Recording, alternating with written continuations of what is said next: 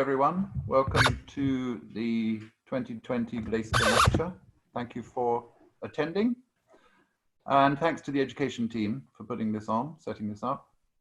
I hope you are all keeping well.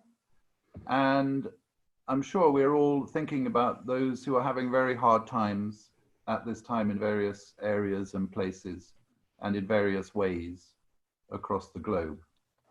I think looking to be positive and to be interested in creative problem solving at times of deep crisis is the best response to stress and difficulty. And I'm delighted that our lecturer today has agreed to offer her perspectives and insights on what we are as a global community experiencing at the moment. So our lecturer today has the very poetic distinction of having an internally rhyming name, but also Nicole Pohl is professor in English at Oxford Brookes University. One of her specialist areas of interest is utopia and indeed utopianism. She has visited Braziers Park several times over recent years with her students, who she no doubt wanted to experience an alternative approach to life and an experiment in group living. She says they were always impressed and inspired by what they experienced here. So Nicole is also the editor of the Journal of Utopian Studies.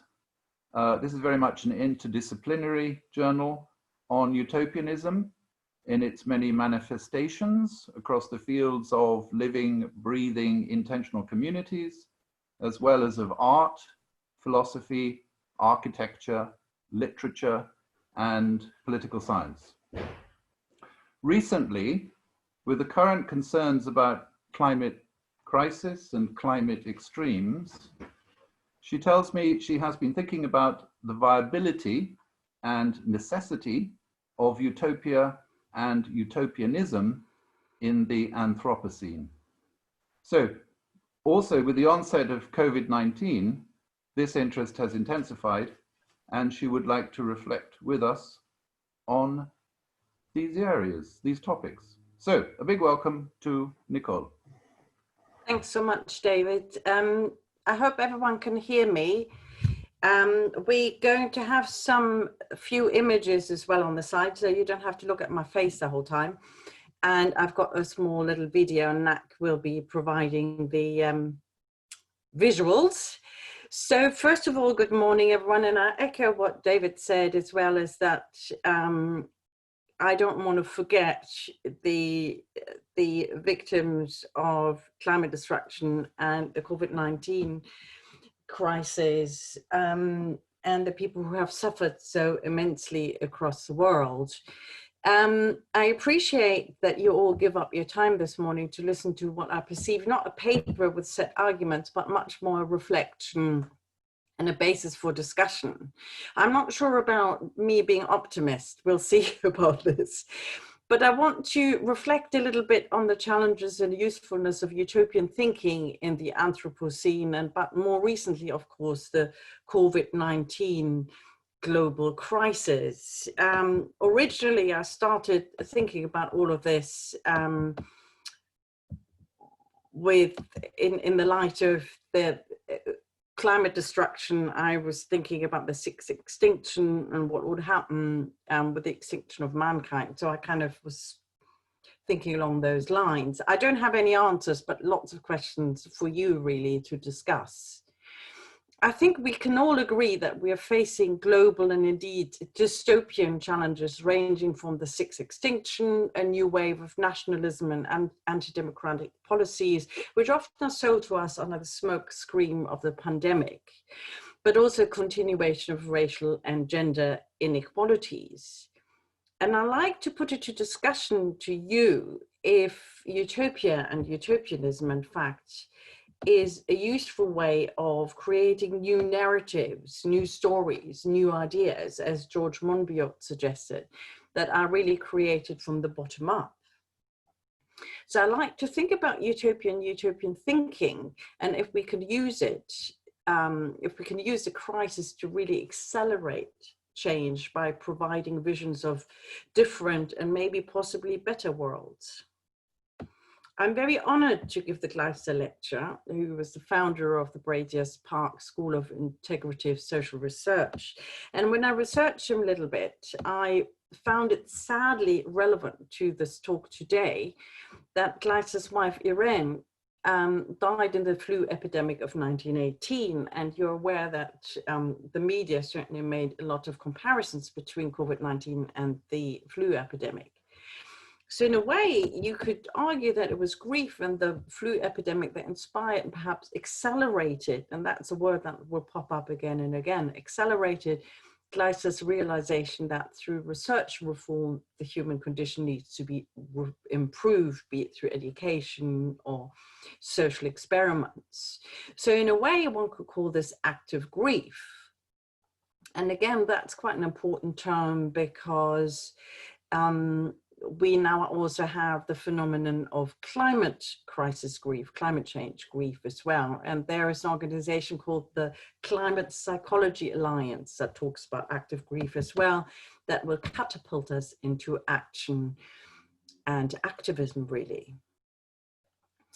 It is terrible, but I don't think it's a mere chance that we find ourselves in a global pandemic amidst loads of other crises, such as global climate destruction that has led to a grand scale of human displacement, conflicts and wars, and possibly the Sixth Extinction.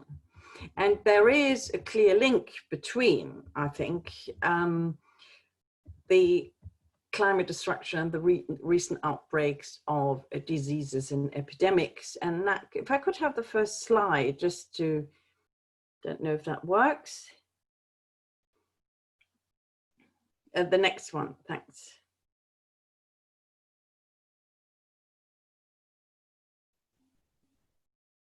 Can you all see that? This is, I found quite a powerful image really to identify how these zoonotic diseases are moving from non-human animals to the human animals, whilst we destroy the habitats and the home of wild species and really violate the integrity of species by manipulating animals in farm factories and manipulating plants also through genetic engineering. And the journalist Sonia Shah wrote in Le Monde Diplomatique that when we cut down the forests that the bats live in, they don't just go away, they come and roost in the trees of our backyards and farms. So there's a clear connection between climate destruction and the outbreak of epidemics. So the bat, for instance, was seen as one of the causes for the SARS epidemic some years ago. Climate scientists such as Will Stevens also identify now that there are 9 of the Earth's 15 tipping points. Now, if I could have the next image, if that's possible. Thank you so much, that one.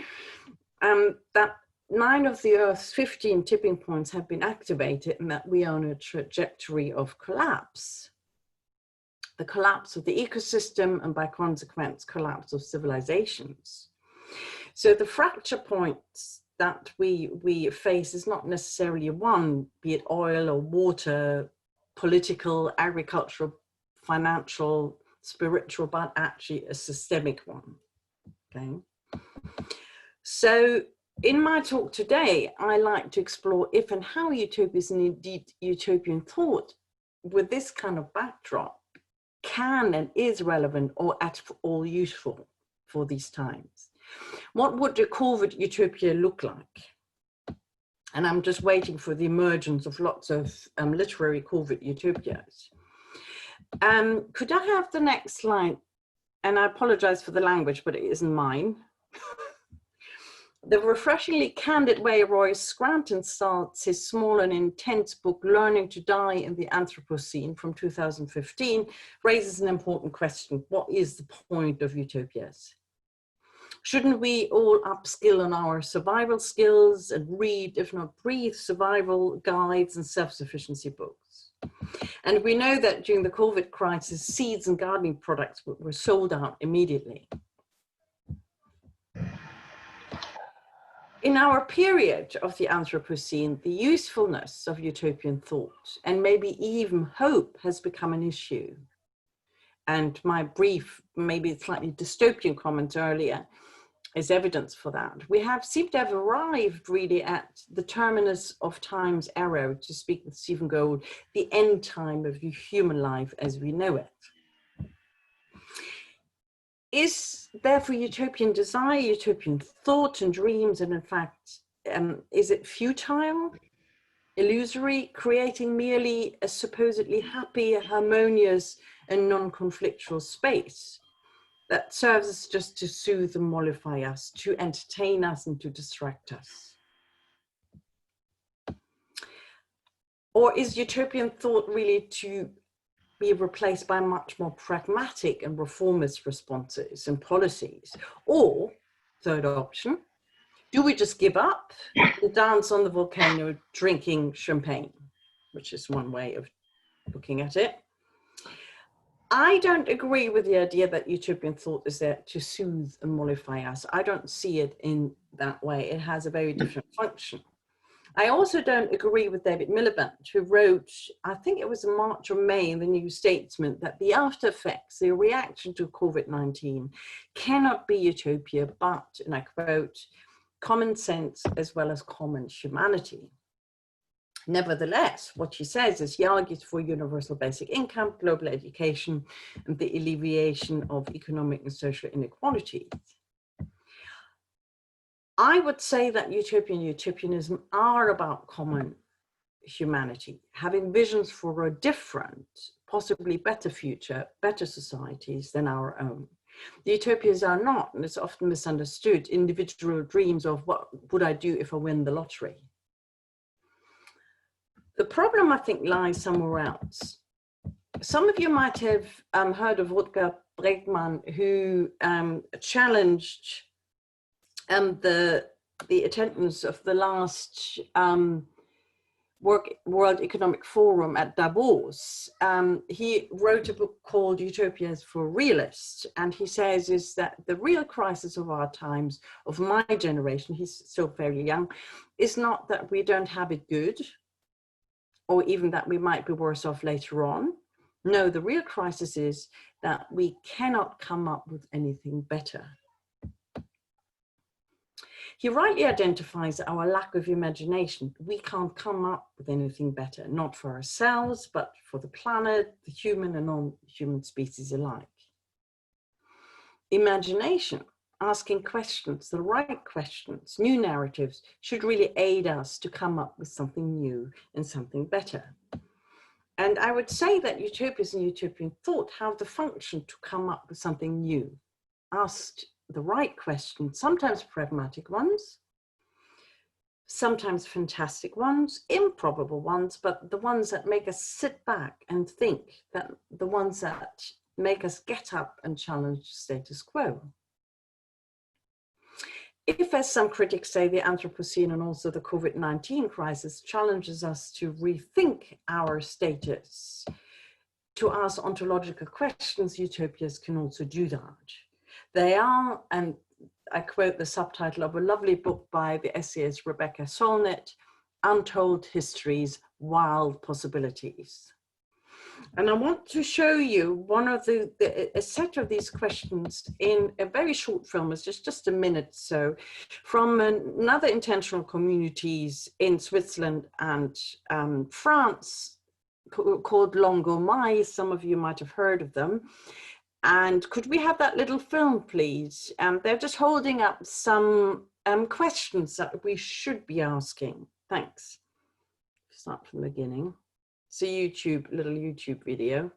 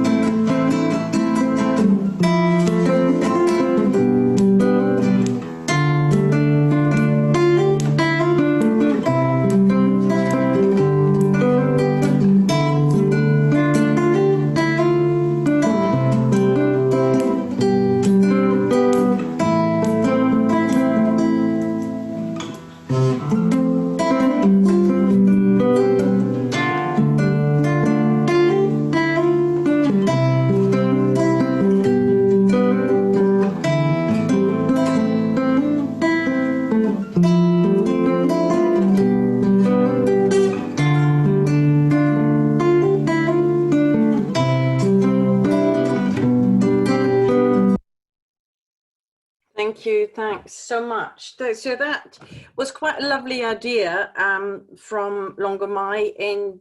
They have a farm they've got farms everywhere, but farms in Switzerland, in the Jura, and they put all these signs up on a little walkway across the farm, but also the adjoining villages. And they ask questions that a lot of people have asked, of course.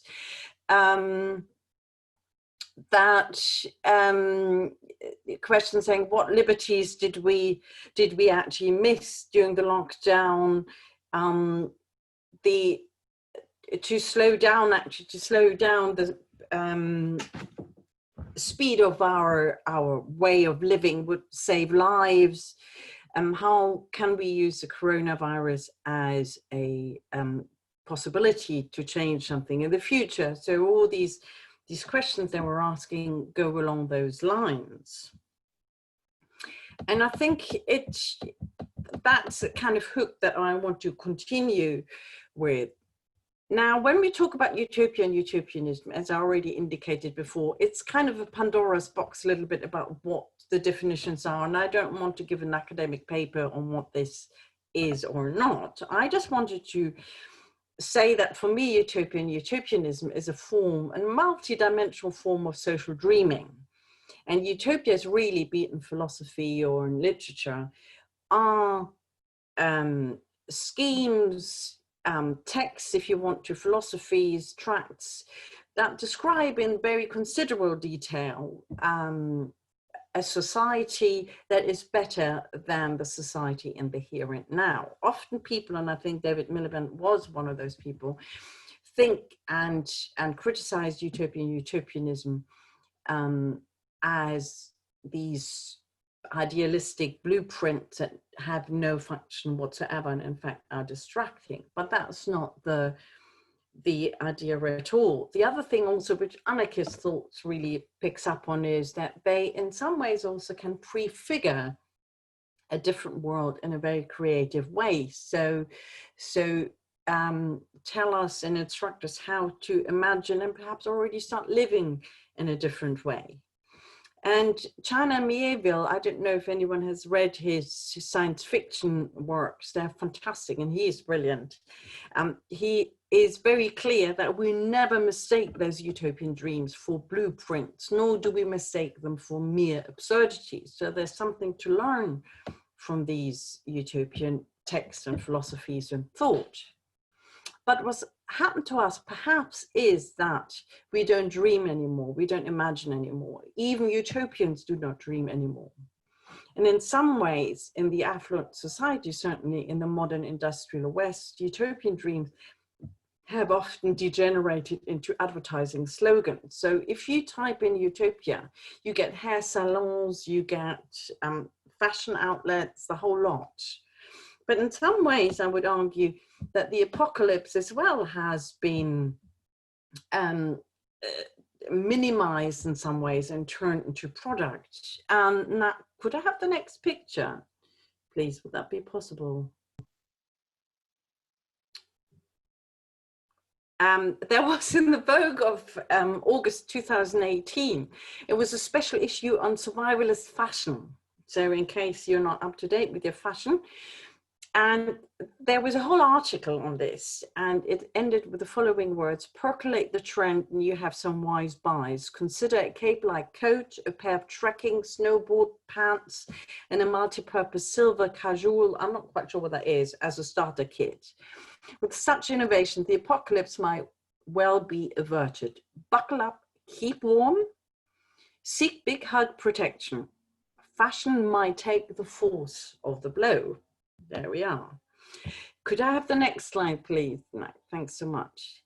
Brilliant. So given so part of this issue was also given the increasing air pollution, instead of tackling it with appropriate environmental measure, air masks have become a fashion symbol in China in the last years. And isn't it ironic now that these are lifesavers? So what has become this kind of consumerist capitalist product has now become lifesavers. So there is a certain irony in this. whilst the end of utopia, has been declared on different occasions after 1945, after 1968, and again after 1989 with the fall of the Berlin Wall, it's perhaps not surprising that we ask the same question again. What's the point of utopian blue sky thinking? How can we actually imagine a post-capitalist, post-peak oil, post-industrial, post-nature, post-COVID, if not post-human global society, sorry, a lot of posts here, that is better than the society that we're living in? The 20th century saw very much, certainly in literature, a dystopian turn where a lot of dystopias were published. Think about 1984, Brave New World, and the recent wave of young adult dystopias. And the question then really pops up and saying, is it harder to imagine a better future than a worse one? Is it easier to imagine the end of the world than the end of capitalism?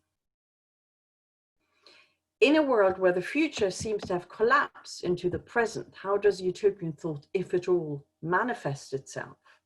What would a COVID utopia look like? And how can we bring about true change?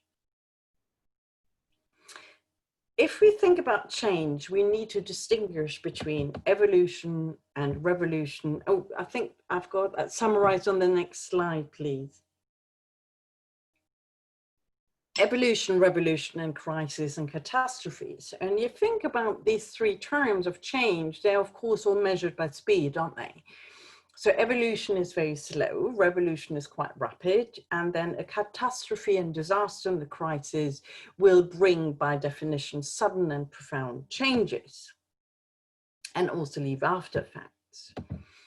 A good example is, for instance, if you remember, the eruption of the Icelandic volcano, and I will not try at all to pronounce the volcano's name, in 2010, which, yes, brought the Western world, at least the Western Hemisphere, to a complete halt. It catapulted also Iceland into an economic crisis.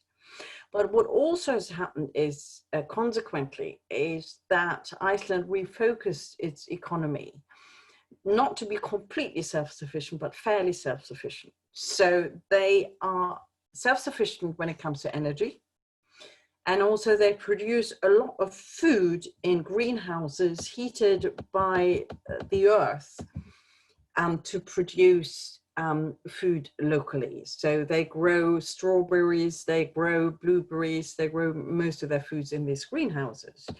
So in a way, they were able to refocus and rejig their economy in some ways. I'm not saying that Iceland is a utopia, but there's something to be learned from that. I, however, realize also that, of course, the population of Iceland is fairly small. The COVID-19 crisis has also shown, I guess, how quickly humans can adapt, perhaps too quickly and too uncritically at times as well. Motivated by the fear of illness and of death, but also hopefully by respect for others, we locked down really quickly, different countries, different speeds. We wear masks, although you're aware that there are all these anti-mask protesters around. And then we work from home to protect others. Perhaps the COVID-19 virus has made us realize in an accelerated way to think about our life and how we want to live it, and in what kind of world we want to live in. As an aside, and maybe we can talk about this later on a little bit, is if this is possible for COVID-19, why do people not make the same sacrifices for the climate crisis, to lock down, not to fly, to adapt their lifestyle? Utopias and utopian thinking functions, I think, in the same way as catastrophes and the virus. So the virus provides the impetus for change, forces us to change, even if it's temporary. But utopian thinking, I think, provides the larger vision. both force us really to compare and contrast. How is it in the here and now? How will it be in the future? And how do I want to live? So the important point here is, I think, the reaction to the enforced change. And there are several options here. We can go back to how we were after the virus, if we lack the imagination to dream of something else, something more just, more equal. And then that would be the danger, to go back to the status quo. There's the mitigation. We hope that and invest that technology in medicine, be it digital, bio, or geoengineering, will help us to mitigate the worst effects of climate change or COVID-19 on humanity, and even survive a kind of post-collapse world. And I would call this a kind of techno-cyber utopianism. And in some ways, you could see it with the new working practices, the new normal, that we are able to talk to each other now via Zoom, via the internet. That I mentioned it earlier to David, that universities are thinking about blended teaching now. That suddenly everyone is able to work from home, but there are also, of course, problems with that. And we can talk about this perhaps later. What does that mean for work in itself? So that would be mitigation. But the last possibility also to react to this kind of crisis is adaptation. Adaptation response really wants to rehabilitate our relationship with the earth. Some people draw on the philosophy of deep ecology that really wants to go back to a very different kind of relationship with nature and the earth, and recognize that we as humans are not exceptional, but we are part of nature, and therefore should not ask for prime status above all other living creatures and species. And a variant on the slow adaptation to crisis is Jem Bendel's quite disputed and really quite interesting deep adaptation response. He calls it the 4 R's. And the deep adaptation response, basically what he's saying is that we have to face that civilization is going to crash. We're at the end of the existence as we know it. So deep adaptation means also a bit like active mourning, that we have to accept that this is what's going to happen and we have to prepare ourselves. I hope I kind of summarize him rightly here. And he says that we need to develop resilience. So infrastructures need to be upgraded that we can meet the challenges. He talks about relinquishment, that we have to give up, now actively give up aspects of civilization that lead to an additional climate risk. There are a bit the sacrifices I talked about earlier. Then he talks about restoration, a return to older culture values and practices, and I come back to that. And then he also talks about reconciliation. And I think the point of reconciliation is particularly important for the recent Black Lives Matters protests. And he writes that he means by reconciliation between peoples, genders, classes, generations, countries, religions, and political persuasions. Because it is time to make our peace.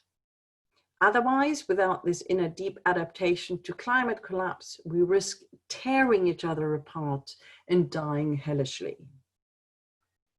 And that's actually the food for certainly the literary dystopias, is that humanity will not survive in the face of a crisis. We all fight each other. And some people would argue that the COVID-19 crisis has shown that we are able to adapt and refocus on the community. I don't know if some of you know the Dark Mountain project. I rate them very highly. They're a collective that publish, I think, biannually essays and poetry and art. And Charlotte Ducan is one of the co-directors. And she talks also about restoration, but she also talks about that I mentioned at the beginning, the kind of changing the narratives and saying how can we change the narratives, on what point is that. And in a piece of COVID, she writes that the real crisis we face is existential. Who are we as human beings, and what our present means on this planet at this time? Ancestral myths address that crisis, not as a tragedy, but as material, as a moral imperative to put a crooked thing straight. Shifting a paradigm is not an abstract phrase you can wield in a lecture hall or workshop, but something that happens concretely in the depths of yourself, in your relationship in the real world. How to configure that change is encoded in the ancient myths and fairy tales, in our encounters with wildness, in the tracking of dreams, the way the earth can still speak to us through the jangled frequencies of our minds. So for her, restoration and changing the narrative is about going back to ancient myths and fairy tales, not as a kind of idealized form of living, but actually to learn the moral lessons there, because ultimately, if you look very closely, the problems repeat themselves again and again, and have repeated themselves. By the way, if anyone wants any links to the references and the texts I'm using, just email me and I'm happy to provide them. As an aside, really, is if you're interested in climate change fiction, certainly First Nation writers from the US use their own tales and myths in their own literary dealings with climate change and climate distraction. So what Charlotte Decan says is that we need to shift the paradigm. We need to shift it urgently, but also we need to shift it radically by telling different and new stories and debunking the old myths of happy consumerism, life-saving technology as mere ideology. And I mentioned George Monbiot earlier, who talks about changing the narratives bottom up. And he identifies all stories and all narratives as essentially political. And he writes, you cannot take away someone's story without giving them a new one. It is not enough to challenge an old narrative, however outdated and discredited it may be. Change happens only when you replace one story with another. When we develop the right story and learn how to tell it, it will infect, I quite like that word, infect the minds of people across the political spectrum. So the question is, what is the right story? Or what are the right stories now? Can we speak for other people? I would argue that the utopian storytelling is very different to other stories. They're not necessarily there to make us connect emotionally and sympathize with a protagonist, but in fact, to inspire us and catapult us towards change. Not sure if you're familiar with the science fiction writer Stanley Robinson, who's been very, very vocal over the last years about the new post-cautionary utopia as a literary form. And he really, in his last works, dedicated himself to keep imagining, as he says, that things could get better. And he also wants to write about how they might get better.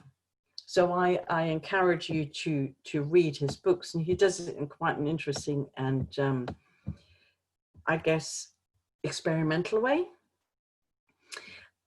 Another example of how things might get better is Rob Hopkins' book, From What Is to What If. And could we have the picture there? Thank you. Just to that you see the cover, which I think is just amazing. It's a very beautiful book and worth reading. I can't remember when it just recently came out. Some of you might know Rob Hopkins. He has started the Transition Town movement. And in this book here, he reminds us that imagination is and can be the accelerator for change. So by asking what if change can happen, that's the kind of premise of the book. And the book begins with the story of how things turned out okay. And I think this is quite lovely because I've got the book here. He doesn't say this is how it will be ideal, but it is how things turned out okay.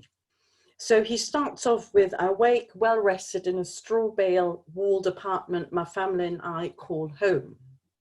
Built 15 years ago as part of a sustainable construction initiative throughout our city, the 3-story high apartment complex costs virtually nothing to heat.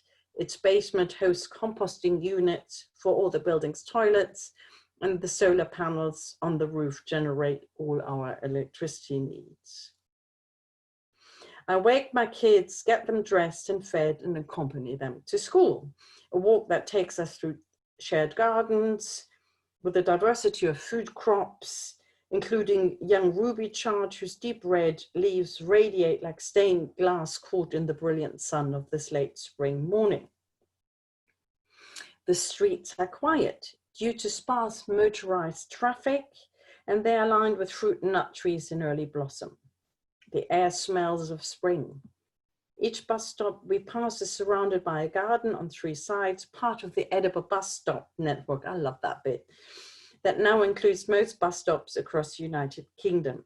Anyone can graze while they wait for the bus, and it continues like this. I won't read the whole thing.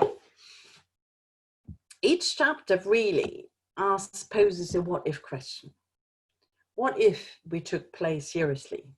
What if we had fewer cars on the road? What if school nurtured young imaginations? What if our leaders prioritize the cultivation of imagination? Hopkins really goes across the spectrum of education, civic planning, politics, healthcare, exploring the roles of imagination and the difference it can make. I listened to a talk about the book recently, I think it was 2 weeks ago, and he did quite a lovely exercise which follows on from his blog posts. I encourage you to look at them, which has some of the interviews he conducted as well. And he asks us to close our eyes and imagine a different post-COVID world. And a lot of people picked up on the lack of traffic noise, which comes up in his own vision as well, the bird songs, the cleaner air, and the community spirit, and saying that they really suddenly started to realize these things and live these things as well. But the flip side of the coin, of course, is possible unemployment, economic depression, no deal Brexit, sorry, I had to put that in, that are looming above us. And they are entrapping our imagination and making us afraid. Quite rightly, I'm really not underestimating or downplaying all the economic hardship that is happening already and might be coming. But slogans such as build, build, build and shop, shop, shop only limit our imagination and courage, and we need to unveil them as that. Instead of the fear, we should build societies with economic and social justice. And I think Rob Hopkins' introduction is not that far away from a possibility. It's not just a fantastic blueprint, but these things are all possible. So what if, to echo him, we continued some of the good things that happened during COVID? When was the last time we collectively stayed conscious for this long about the effects of our actions of other people? Can that not continue? Asking ourselves, what happens if I don't wear my mask shopping? I might be asymptomatic. But there have also been a number of very pragmatic and far-reaching political measures adopted across Europe, often in ways that were unthinkable months ago. I realize that some of these measures have been implemented because of the sake of the economy, but why not continue stopping the clock for all people in need, introduce a universal basic income, support local and national food production and distribution, new urban planning. I don't know if you are aware that there is a movement called Build Back Better UK, for instance, that looks at urban planning now. Certainly in Oxford, this is happening. I'm not sure how successful or not. And the EU is looking very seriously at implementing the new Green Deal, although there have been also criticism that it's not enough. But again, why not invest more in healthcare? Why not even imagine wilder changes? Maybe this is stubborn optimism, as the former UNFCCC Christiana Figueres names it, stubborn optimism, but it's not irrational. We don't know the outcome of the news stories. Could I have the next slide, please? Sorry. We will have to die as individuals and possibly as species. We might survive as transhumans, post-humans in a post-nature, post-apocalyptic and post-COVID world. We will develop resilience. And as I indicated with the deep adaptation philosophy, resilience through aliveness and connectedness. We have proved already, as Rebecca Solnit suggested, that we're actually better humans than we think. And she used the Hurricane Katrina as an example. What she said was that the constellation of solidarity, altruism, and improvisation are within most of us and reappear at these times. And I think with COVID, we have shown this. People know what to do in a disaster. The loss of power, the disaster in the modern sense, is an affliction, but the reappearance of these old heavens is its opposite. This is the paradise entered through hell. Could I have the next slide, please, as well? Thanks. The apocalypse opens up the possibility of utopia, and we should, as China Mieville says, utopia as hard as we can. Thank you very much for listening, and I hope I didn't overwhelm you.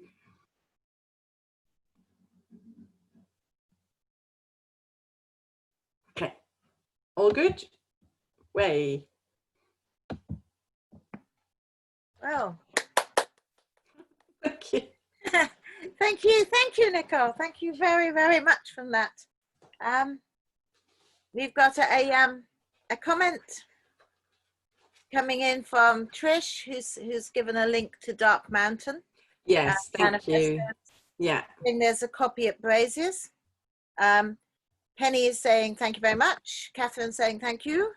And I would thank you. That was excellent. It kept coming back to imagination, and I saw it was brought home yesterday at a sort of end of term do where somebody was talking about COVID and the government's response, and they actually said, "I don't see how things could have been different." And I was kind of going, "You don't?" You know? But I think that, to me, that's kind of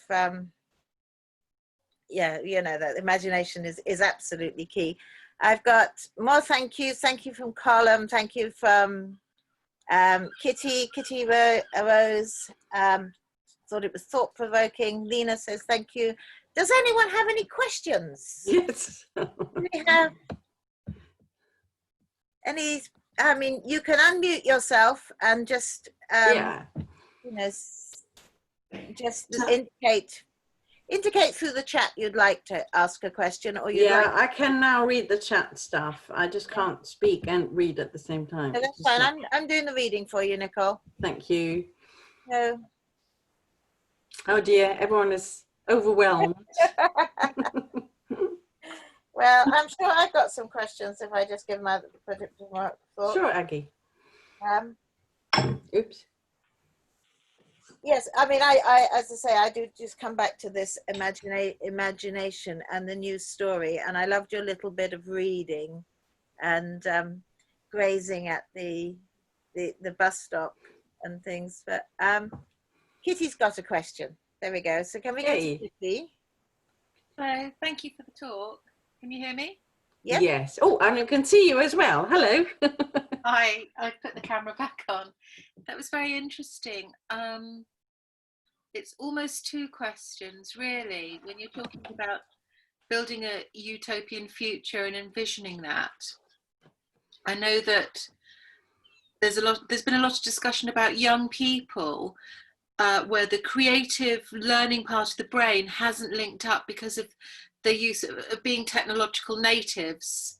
So instead of drawing with crayons and pens, so they're developed different aspects, not necessarily worse, but they're not maybe as creative in their thought processes as other generations, and compounded with the algorithms online, which have been created to make you angrier, nastier, more kind. And I see it when I go through looking at comments online. It's very interesting.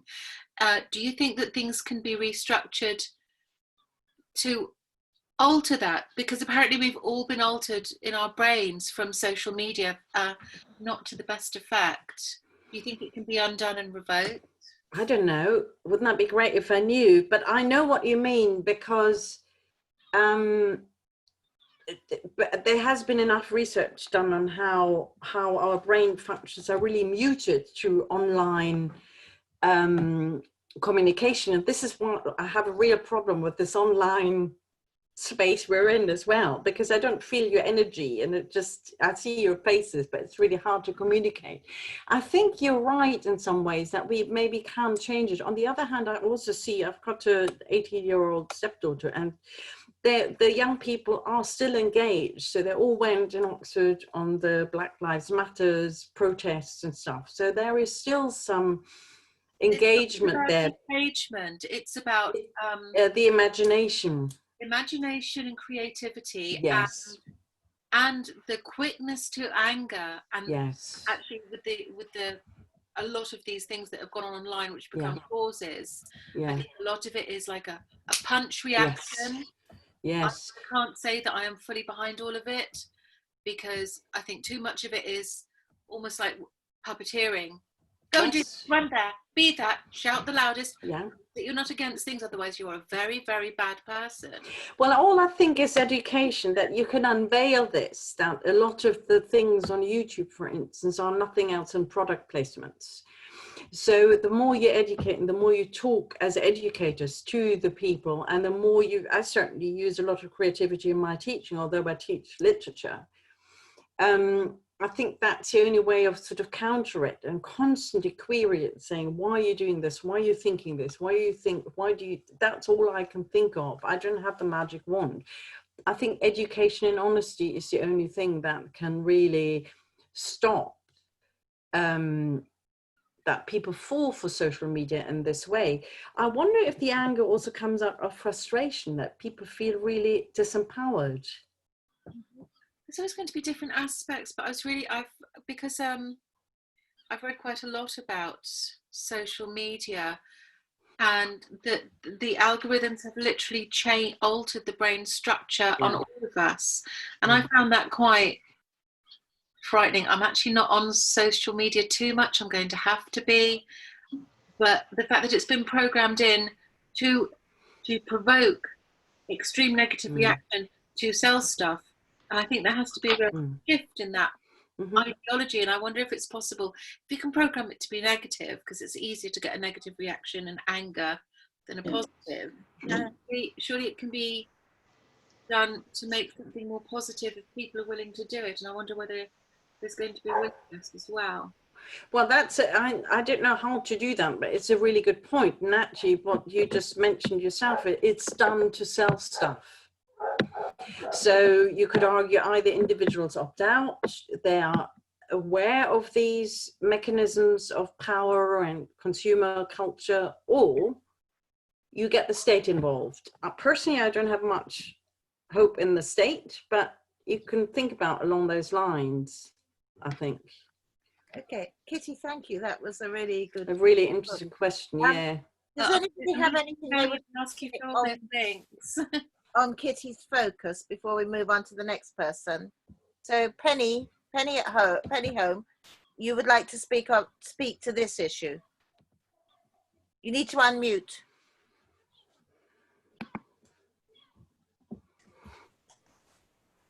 No, I wasn't going to speak about that. I was actually just waving it to Kitty because we don't.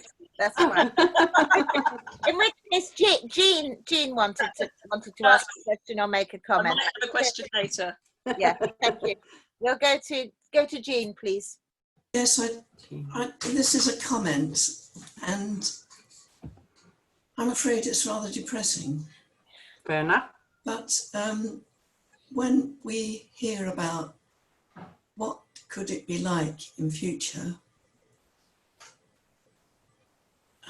There's a big problem, that's money. People, governments, groups are obsessed with money. I have spent the last week trying to help a man who is suffering from advanced cancer and is going to be evicted from his accommodation. Well, why? And the answer is money. The landlord can get more money by evicting the 8 people who live there and selling or letting to somebody else. This has obsessed me all the week because I'm working on it, but read the papers, listen to the news. Money is at the bottom of nearly every decision. Yeah, there is communal spirit around in the neighbourhood where I live, and but from powerful people, governments, local authorities, they are obsessed with money. So unless, and I don't see how that can be eradicated from our capitalist society. That's all. Sorry to be depressing. No, you're right. And I don't know the answer to that. I think the problem is capitalism per se. You're absolutely right. And that's why I also said it's a lot of the measures we saw through COVID-19, which people really celebrated what the governments did, was only to keep the economy going. And the moment that lockdown here in Britain, at least, eased a bit, everyone ran to Primark. So I don't have the answer to this. It is possible to restructure it if everyone would like to. And someone just made a comment saying, we do have enough. We need to just share it around. I don't know who just said that. Oh, Aggie.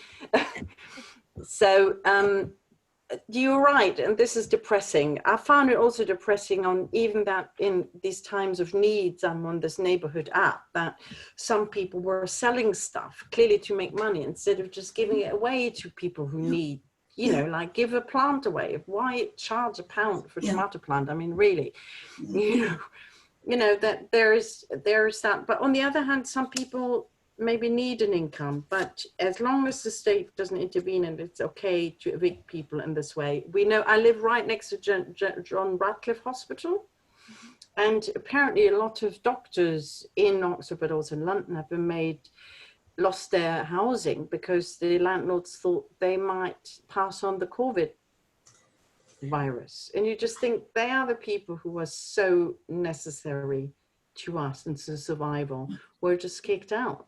So I don't have the answer. Sorry, if I had the answer, I would be Prime Minister, but I don't. We've got a comment. Thank you.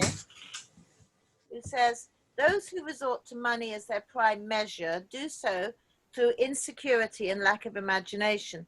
If we can overcome insecurity, we can stimulate imagination. And I would accord with that, because I think if everybody feels secure, they will also be able to deal with the climate catastrophe. Because we cannot do that from a point of insecurity. If people are worried where their next meal is coming from, or if they're going to be evicted, they really cannot care about the rainforest.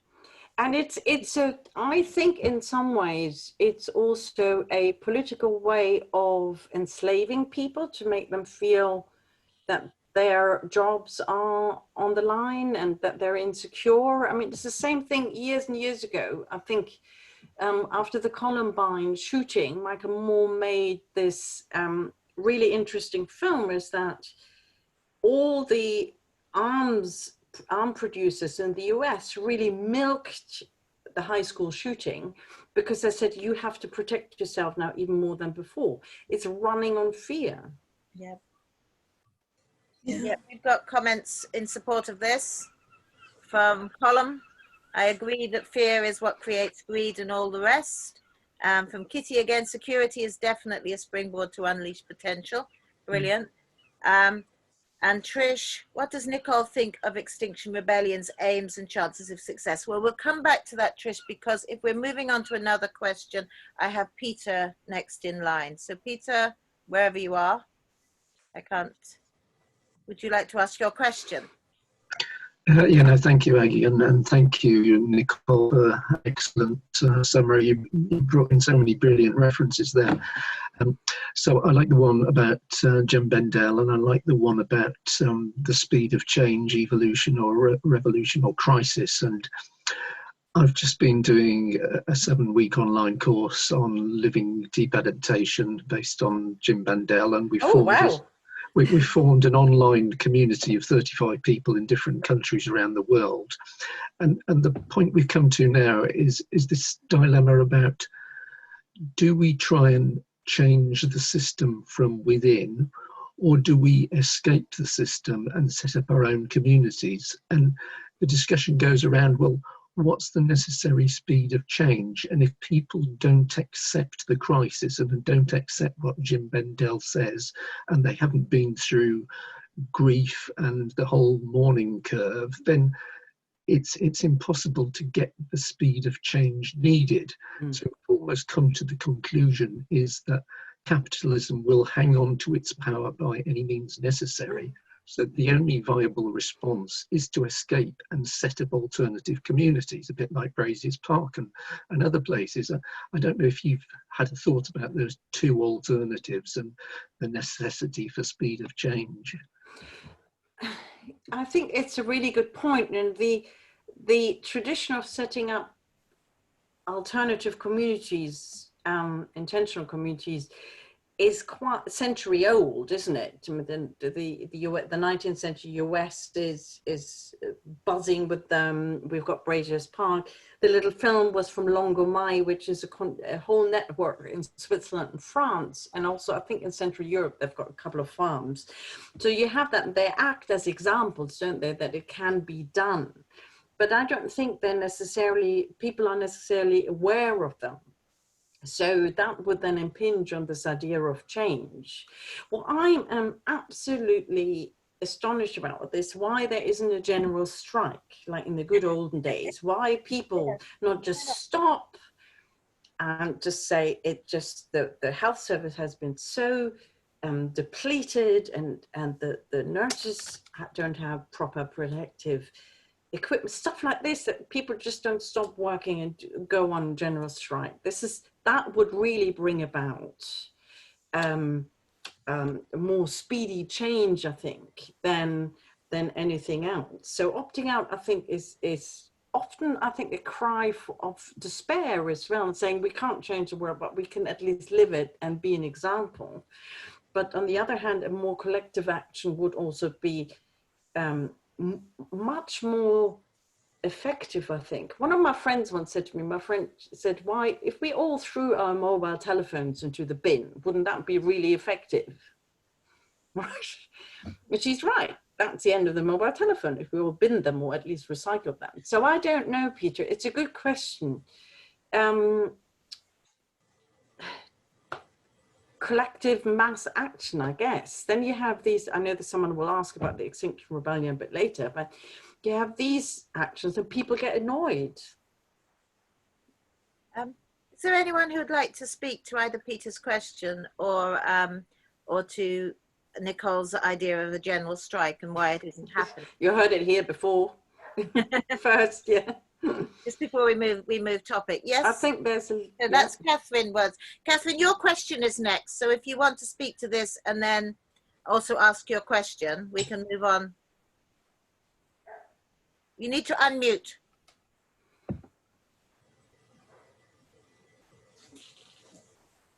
We can't hear you.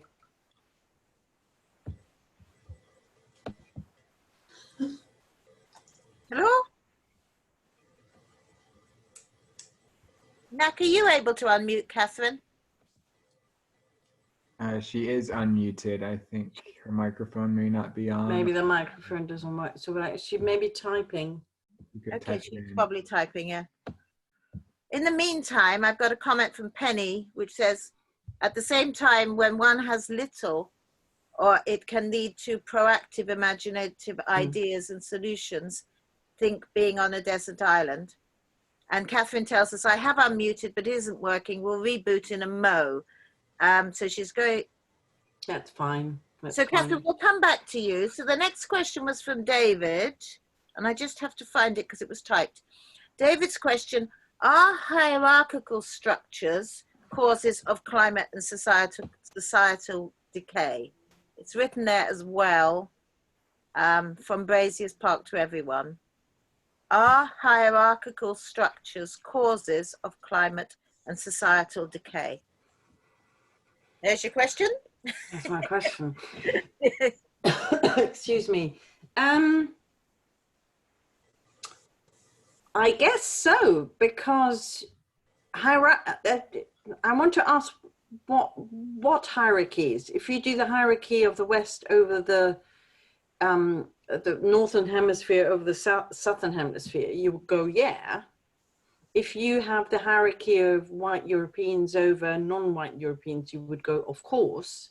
So it doesn't matter that the Navajo Nation is dying of the COVID-19 because they have huge amount of cases, because the white people seem to count more in the US, although not very much, as we know from Trump's policies. So I think yes, because there's very much a connectedness between the old colonial exploitation system and the hierarchies between the races and the cultures as well. So we cause in some ways as consumers the climate crisis because we buy imported food from, I don't know, Africa or something.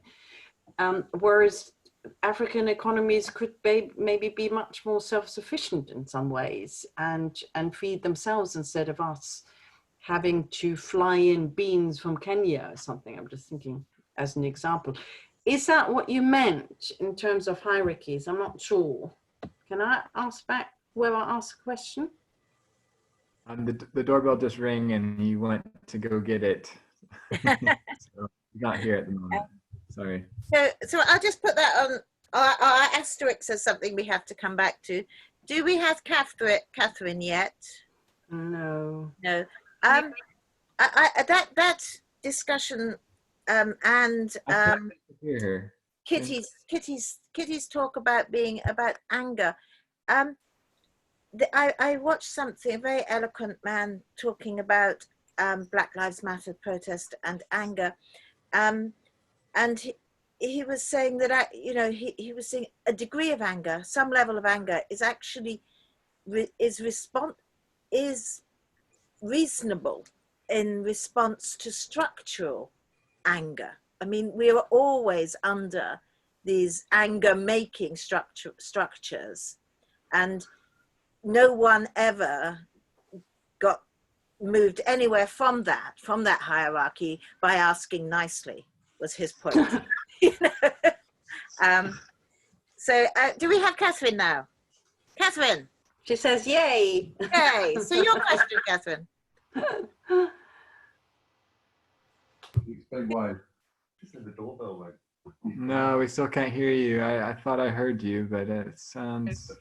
Damn it. Oh, there it is. There you are, yes. You're in. Weird with my mic was going, your microphone, do something. Oh, hello, there you are. Oh, how terribly, obviously the impact of this talk is more disruptive on the subconscious levels than I was recognizing. Acknowledging.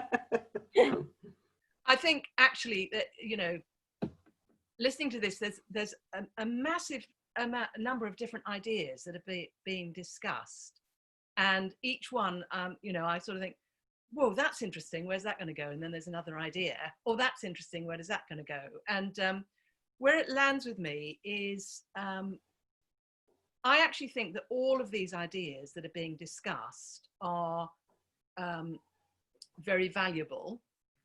I think they're valuable in as much as they help us to move into a state of inquiry and curiosity and expanding our perspective. Because I think expanding our perspective is very important. And of course, that's akin to imagination, because when we don't expand our perspective, we limit our power to be creative and to affect. And when we're limiting our power, we become prey to ideologies and pressures from outside of us. And as you were saying with the media, those ideas which say, you know, the right makeup is what's going to make the difference, you know, and I wish that was the case. So, you know, it's like, so it's all very important. And I think I want to be seeing Nicole when I'm speaking. So I'm just going to pin video. Oh dear. Now I can No need. No, it's helpful for me because to feel like I'm talking to a person, you know what I mean? I actually read a lot of science fiction. I've just been reading a lot of Robert Heinlein, and I'm just reading right now. And some things you said actually resonated with me as to why I do that. And one of the reasons I do that is to, they're often talking about your ideas of utopia, but they're also talking about ideas of when and why we don't create that, and when and why we create the issues. And they do it in a really quite subversive, challenging way, as to what it is in us as individuals that allows it to go one way or the other. So I suppose for me, where I'm coming into all of this is trying to be as aware and conscious as I can, and trying to be in the state of creativity and responsiveness, as opposed to the state of, you know, victimhood and being at the mercy. But just to throw in another thing, I think there's a historical issue here which doesn't help us. For example, in regard to capitalism and in regard to the state of play in the UK and most of the planet, as far as I can tell, the nations are in debt. And many human beings are in debt. And we've reached the point where we believe that's normal and where we believe it's always been true. But I've been doing some learning recently and discovering that's absolutely not the case. It's quite recent. It's not normal. And we are self-brainwashing because it's just too upsetting to become aware of what the reality is. I've had really shocking experiences watching videos about this and suddenly realizing how hypnotized I was. And it's the same about this, you know, you were saying, why aren't we doing a general strike? It's because people are half asleep. They are walking zombies, and they've lost touch with the fact that they actually have an immune system that actually knows what to do, and that expecting the state to rescue us is never going to work. You know, so that's just some of my response to what has been being discussed. Thank you. Thanks so much. I'm glad you managed to sort out the technology, which we're all dependent on. I don't know what, I can't really answer to all of this. Is I think in terms of the reading materials, so I meant creativity also in a larger way. So because Rob Hopkins doesn't write fiction, but of course there is a lot of fiction that, you're absolutely right, experiments with these ideas. And I've got two students who studied with me climate change fiction utopias, and I think they, you know, and I think in general people get inspired, shocked, and all of that. But there's research done, particularly with the climate change fiction, that you convert the converted. It's people will only read certain kinds of literatures, or maybe also certain kinds of news outlets that speak to them. They will not necessarily take up something that's completely alien to them. So that's also what I think education on a larger scale is really important, because you have to not necessarily convince, but open the minds of other people as well. Yeah. You know, and we saw this with the Black Lives Matters, you know, the climate crisis skeptics, all of these people. I mean, this is why Greta Thunberg was so frustrated. I think she said once, it's like, do I actually speak English? Because I sometimes really wonder, is there something wrong with my English? Because no one is listening. Yeah. You know, and it's about listening and engaging in dialogue, even with positions that you might not necessarily agree with. And that's, literature can do this, of course, but then these debates, these ideas can do this, and exchanges can do this as well. Relationship. When there's a relationship, then there's an experience, isn't there, which can sometimes help with openness when we feel safe. And I think that's what, and I know that there's another question I've just seen. Charlotte Ducan mentioned in her piece, and I can share this later on, it's called Outbreak. It's on the Dark Mountain blog, is where she said actually it's much more about experience and not just giving lectures. It's about experiencing collectivity, anger, if you want to as well, despair, grief, all of that together in some ways, I think. Yeah, I agree. Thank you. Brilliant. Thank you for the lecture. Excellent. I have got some comments. So from Kitty, with regards to the question, I would say that the single crop farming greatly affects climate change and poverty. So that, I think that was with David's question. Yeah. And then we came on to anger. It's the fuel of anger that is important. So that's Kitty's original thing about the social media and the algorithms deliberately fueling anger, I think. Correct me if I'm wrong, Kitty. I would love George Bernard Shaw. I love George Bernard Shaw, who stated, "I am a vegetarian and I am angry." And then we have from Peter, "We have not been through grief." Yes. So I think maybe Peter is basically saying we're not at the point where we are going to go on strike or getting angry, because we haven't done the process. If David is back, we can ask your question, Nicole, to David, which is, did Nicole answer your question, and were you talking about global north-south hierarchies or other hierarchies, David? Did you get that? Yeah, sorry. I had to answer the door earlier, sorry. Yeah, I was just thinking about all hierarchical structures, really, in that espousedly capitalist states seem to me to be hierarchical, and more power is concentrated amongst fewer and fewer people. But also espousedly communist states seem to me to be extremely hierarchical, and again, more and more power is concentrated amongst fewer and fewer people in those structures. So I was thinking more of it, I suppose, in a sort of politico-commercial way across the globe. And that I think the individual in these societies has become progressively disempowered and also progressively monitored by those who have the power to monitor, the technological power and the financial power. And that it seems that there's a strange similarity between communist and capitalist, so-called capitalist countries. They're monitoring their populace more and more and more.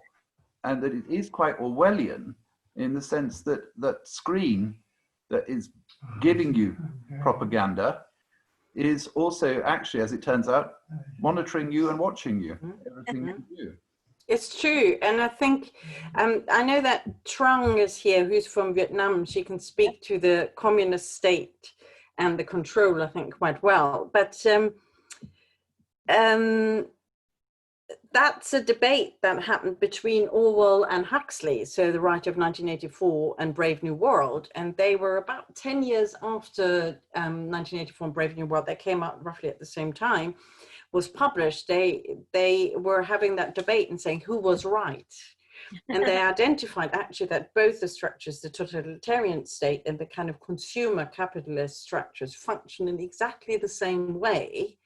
Just one is more subtle than the other. So if you're in a totalitarian state, let's say North Korea, and you say you've got the COVID virus, you get shot. So that's quite obvious, isn't it? The reaction there. But actually the kind of capitalist structures, everything is continuously sold to us as an aspect of freedom. That's why I like from Longomai that one of the signs was, well, which freedoms did you miss? Was it the freedom to go shopping?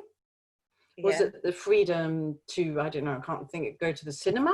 which freedom was it that we missed? Because actually we still had free speech, we could still read, we could communicate with people. So absolutely, I think you're absolutely right in that way, that the two systems function, they shouldn't, because the theory is different, but the practice is the same, David, yeah. Okay, well, we've got a comment of agreement for that from Catherine. I think we're now at Trish's question, so I've now got to find it, which says, what does Nicole think of Extinction Rebellion's aims and chances of success? And we also have an ER, or XR rather, sort of comment from Peter, which says, trust the people, Citizens Assembly, Extinction Rebellion.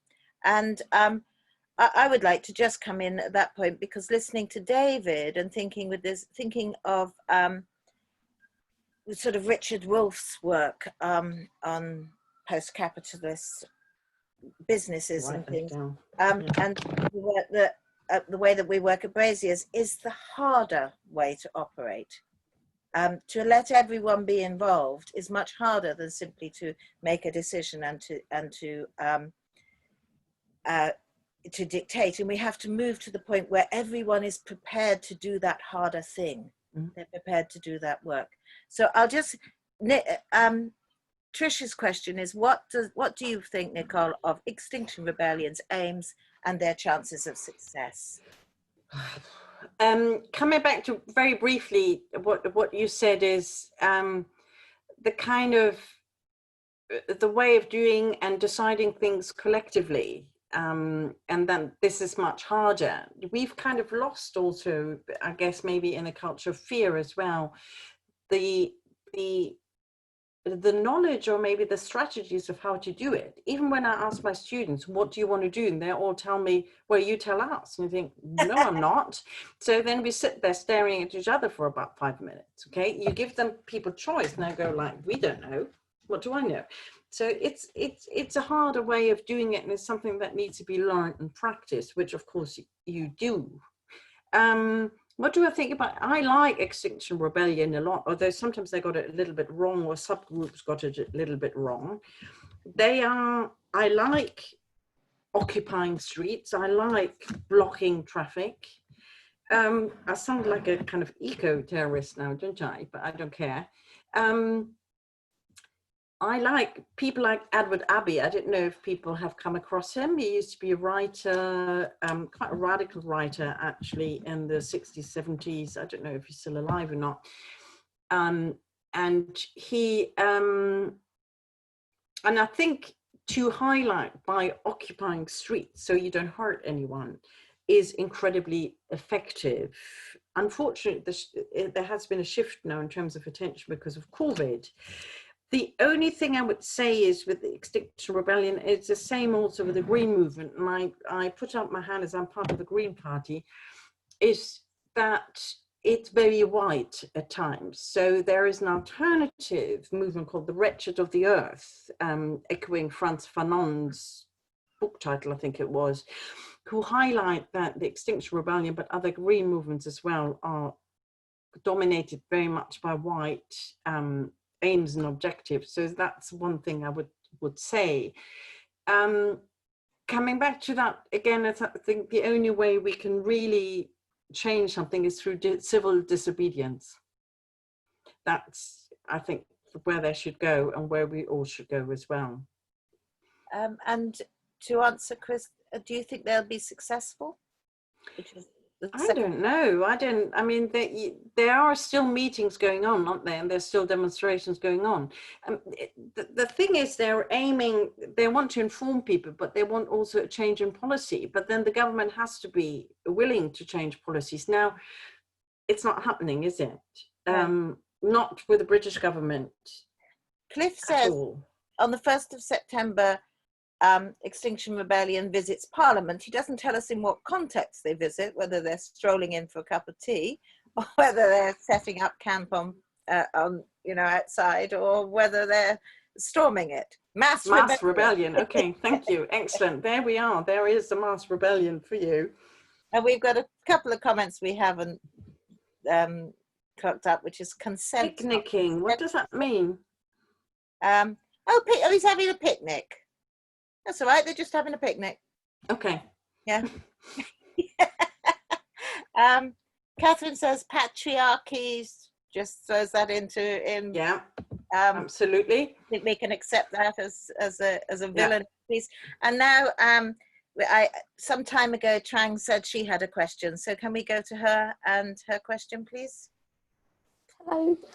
Trang, good to see you. Sorry, this is a former student of mine. So how are you? Oh, good, thanks. How are you? Good. Okay. Thank you very much for your talk. I've got one question. So from my research, I've learned that how we started as hunter-gatherers and how long ago we have been like exterminating large mammals and, like adopting agriculture, and then in process killing animals and farming animals and things like that. And I feel like that's kind of an ingrained belief that we have the power over nature and we can do whatever we want to it. And at the same time, contemporary literature has been framing narratives surrounding human survival and what can benefit the human and things like that. And all what we've been doing is actually killing us at the end of the day, because, for example, we destroy natural habitats and then create more diseases and destruction and things like that. And I'm just wondering whether you would see utopian thinking and kind of utopian fiction can kind of shift the discourse from the human to the non-human. So kind of rather than asking questions, what can benefit the human and what we can maintain human survival, we should start asking how we can maintain the survival and habitats of the non-human. And that would eventually kind of, maintain our survival at the end of the day, because we are all connected. And therefore, if we can maintain the survival of non-human, we can then maintain our own survival. So I think some utopian fiction or dystopian fiction as well tries to play around with these ideas, and there are there's a whole lot of tradition of extinction narratives. I'm thinking even Mary Shelley, The Last Man, which was written at the beginning of the 19th century, don't pin me down exactly which year, where she imagined this big disease that basically killed everyone except for the last man. So the document is of the last man. It's quite cunning and really important text, I guess, for nowadays. So I think it tries to do that, to speak from a non-human perspective. Of course, how is that possible? You can't, because we are humans. So, and this is actually where I started the whole process of thinking.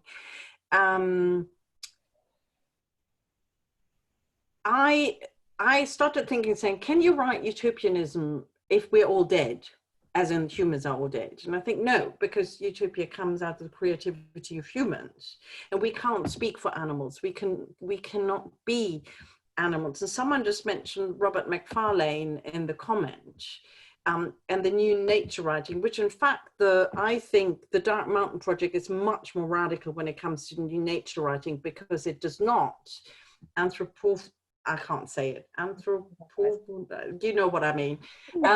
See nature through human eyes, through the human lens. I shouldn't use words I can't pronounce, should I? There is a book by a vet, but also someone who works at the University of Oxford, called Being Beast, and he tries to live like different animals for a while, and he does that with his 15-year-old son. I'm amazed that social services didn't come in, because he tries to live as a beaver underground, so it's great. And he tries to just come to the animals' experience of the world through the senses as near as possible as we humans can, right?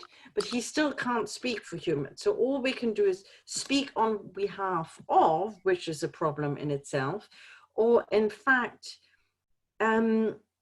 be a kind of spokesperson. That's all we can. We can't speak on behalf of other people, but we can speak up for people, or for animals, or for the plants and the trees. That's all we can do. It's not an answer to your question, Trung, is it? But I think utopian writing and climate change fiction as well, and dystopias, they all try to experiment with this ideas that the lens shifts from we are not that exceptional, we shouldn't be exceptional, to we're part of all living creatures. And there's a theorist called Donna Haraway who recently wrote this amazing manifesto, and I saw the call for all the secondary literature. I'm happy to share that, absolutely. And she said, after all, we're nothing else than compost. Yeah. You know this, don't you? I think that's brilliant. Yeah. And for me, that's exactly it. We are compost. We're not better than the worms. We're not better than my cat and dog. We're not better than we're all part of the living world. And once you shift this, we should survive and eat animals in order to survive, for instance, or destroy habitats in order to live, and plant soya or deforest the Amazon. We should actually be much more humble. And I wonder if, I don't know, Peter, enough about the deep adaptation, if deep adaptation is also about humility. Yeah, thumbs up there. I don't know enough about it, but okay. It's about humility, that we are not above, we are part of. And I personally, can I just say this, is I don't have a problem with humanity dying out. Some people do, but I don't. Sorry to be so negative. But I think like the virus is really showing us that we are not a real exception, and it really can affect and kill the whole humanity if it wants. So kind of the power of non-human over human. But also I think the virus is clearly, unless someone wants to go down the conspiracy route, which I'm happy to travel along with, is really a long result of human agriculture, as you say, practices and dealing and exporting exotic animals. It's about animal trade, animal abuse. And some people will say, well, we had it coming. It's a terrible thing. I really don't want to minimize the effect it had on a lot of families, and there have been a lot of deaths. Please don't think that I'm saying that at all. On the contrary, but I think we need to see it perhaps in a larger context. Trung, did I answer your question? Not really, did I? Okay. We have a comment, Trung, from Catherine, who's basically saying she loves your question. We have another, she also goes on to say that she thinks both are true. I'm not quite sure in what context, but we'll go on. We are exceptional, and we are part of nature. Our capacity for consciousness is a gift, but the question is, do we use it? And Trish made a comment, if we disappear, the earth will thrive. If worms disappear, we and the earth die. That's a really good, I know that there's a question from Anna, but there is another book, I've got a complete moment of senility here. It will come back to me in a minute. I might Google it very quickly. It's about, there is a book by an anthropologist or an archaeologist I think, who goes through extinct cultures like the Aztecs and the Mayans, and then also reflects on the possibility, let's say we died out. And he makes a speculation based on archaeological findings, is that probably within 2 weeks, New York would be flooded. You would have lots of new wildlife, because of course, New York's the underground, all the water's pumped out artificially, and you would have new plants coming in. So he reckons it takes about 2 weeks. Someone wants that book, I will find it. I've just got a complete block now in my head. Can I say, Nicole, there's been lots of people asking for your reference list, and if we'll get that afterwards. And I can compile that, no problem. Peter has a question. Now, Peter, you were quite happy to ask your own question a while ago, so if you want to ask it, please just pop up now. If not, I'll ask it, which is, are there any examples of countries who are getting it right other than Iceland? Well, I don't know. You all help me out here. I think that Scandinavian countries get it right up to a point, although there's that Nordic exceptionalism that needs to be a challenge. I don't know. What do you think? I don't think Britain gets it right, but please I'm German, so maybe I shouldn't be saying this. Germany didn't get that right either. So I don't know. I don't know. What do you think? Costa Rica, New Zealand? Yes. Now, have you noticed that the best responses to COVID is where the presidents were female and where scientists were also involved in the government? Always helps. The only thing I like about Angela Merkel is she's a scientist, so she's not fazed by statistics and all that. So New Zealand, definitely. Costa Rica, yes. I don't know enough about it. So someone has to come in on that. No, they're not leaping at it, but I've got 5 new messages. So I do, to Colm and Anna, I do know you've got a question waiting. Penny is saying, I've always thought and been taught that animals, rainforest are not put on the earth for us to use, but are a part of society. But a large, sorry, Penny, but a large part of society seems not to think this way or don't give it much thought. Most people seem to be getting more aware, but the message needs much more folk. How do we do that? Can I just respond to that really quickly with Penny? I know that the current Pope has revised this idea that the earth is there for us to exploit, because people often reference it back to the Bible, and he has, I have to find this, or you can find it yourself, written some years ago, a whole tract about how, in fact, we should not read this literally, but actually should have respect, embrace nature, and not dominate it. So that would be one, if a religious leader like the Pope revises this message that people took as given, right? So that would be the answer to the how does the message reach other people? That would be one, wouldn't it? If people revise what seems to us as natural and given. Sorry, I interrupted you, Aggie. No, you didn't. Mid-flow. You responded to the message, which is what we needed you to do. Penny is saying that she agrees, but people can read that. We've got New Zealand, Costa Rica, you've mentioned, and then Gambia and Morocco are the only countries to set and meet the 2015 Paris Agreement. Okay. And now, perhaps we come back, we're at Colm. Colm, your question, please. Do you want to ask it yourself? Oh, I can ask myself. It was the one, Nicole, you've already seen it because you mentioned Robert Macfarlane.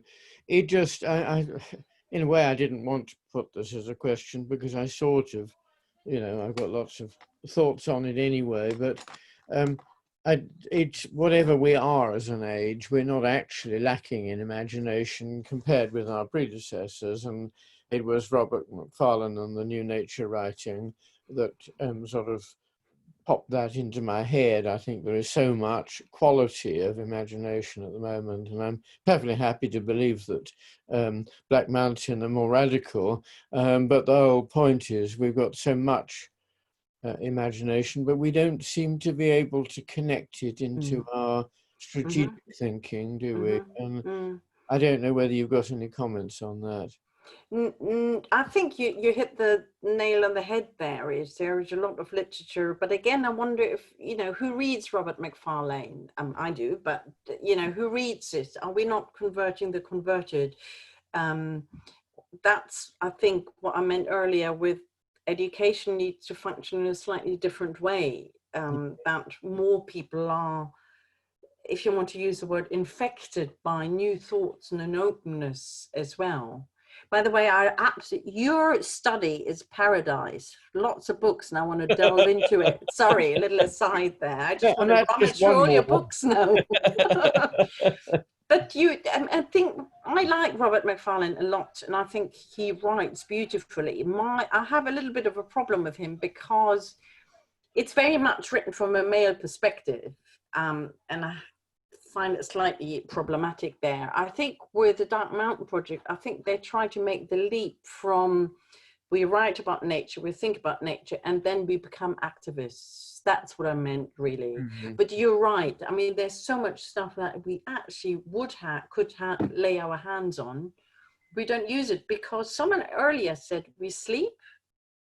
We are like zombies. I can't remember who said it, but that's why we have a lot of zombie literature, zombie movies, I guess, because they're there to make us aware, and people just use them as entertainment, but actually there is some serious underpinning there. We are just sleepwalking, and like in Brave New World, we get the consumerism, we get the drugs, we get the sex, crime, and rock and roll, I always call it. We're fine then, aren't we? Okay. So Chiara and Peter have sent us some links, and Anna wants to ask a question. So Anna, do you want to ask it yourself? Yes, I will do. It down, so you clearly do. Thank you, Aggie. Hello, Anna. Hello. Thank you very much for your lecture. It was really interesting. I'm not really asking a new question, it seems. Just over the last couple of minutes, it's sort of been touched upon. As always, when I attend a Braziers event or spend some time with Braziers, I get this wonderful mix of hope and gratitude. There are other people out there thinking the same things, reading the same things. And then that's often coupled with this kind of despair that once again, we are in our little vacuum, agreeing furiously with each other. And I always come away thinking, how do we get this message out there? And I think that, as I say, that's certainly been touched on by Penny and Catherine. And you talked about the Pope changing his stance, which is good news. I think I came across Braziers initially because I was on a one-woman crusade, having suddenly woke up and thinking I was the only one that had done, to find out the answer to this question. And luckily found out I wasn't alone, but still feeling very frustrated as to how that message gets a little bit further out there. I mean, the conclusion I've sort of come to is through watching Greta and the response of the young people at the I think it was 2 years ago, the last significant shooting in America, and the way the young people rose up there and realizing it's not actually me or us that's going to do it. It is our next generation and how we educate them. And that's where my focus is going now. But something that was brought up earlier about the amount of time we have, I'm also working towards building more intentional communities or setting one up myself or joining them again and seeing that different way of living as a different way of getting the message out there. And education is fantastic, but how much time do we have? It's frustrating. So what are, I guess it's another discussion really on that topic of how do we expand this outside of this circle? I think it is a really good point, and I've got 2 students as part of this panel, so they can talk about how they experience education at university. I think I let them speak. I can't speak for Trung and Devon, but it is very difficult to carry those thoughts outside of the circle. Certainly I move in because we all agree more or less. More or less. Sometimes we don't agree. There was a while ago, it's quite a long time ago, there was an alternative university set up by students from the University of Oxford, so the other university in Oxford. And it was to provide education, but also debates, discussions for anyone who wanted to join in. It was free, right? It was part of the whole that the universities have charged all these very high fees, which, by the way, was the government that initiated that, not the universities. Unfortunately, the Council of Oxford wouldn't give any rooms or houses, venues for this. And so they started doing this in squatted housing. So you had to climb over fences and stuff, which is a bit risky, and not everyone is able to do that. So it kind of folded, and I thought that's really a shame. And I've seen those alternative universities in Madrid as well, where they're not sort of obfuscated by the city council. So things like that would help, where people also have access to it without paying money. You know, higher education, you have to pay money. There are a number of, I've actually started doing a lot of free education online. Lots of universities are offering their course. You don't get education at the end of it, but you can do this. I think it's making people aware that they can do that and the value of doing that as well. Because if you don't get a degree at the end of it, people want to know, well, how's this going to get me a job? How is this going to get me further in life? Yeah. I mean, one of the scheme I'm setting up at the moment is aimed at-risk kids, to educate them a little bit more about their place in the world, their value, what their understanding the nature of critical thinking. I mean, critical thinking isn't something I even got taught until I was in my 30s, and that's what led me very quickly to this place.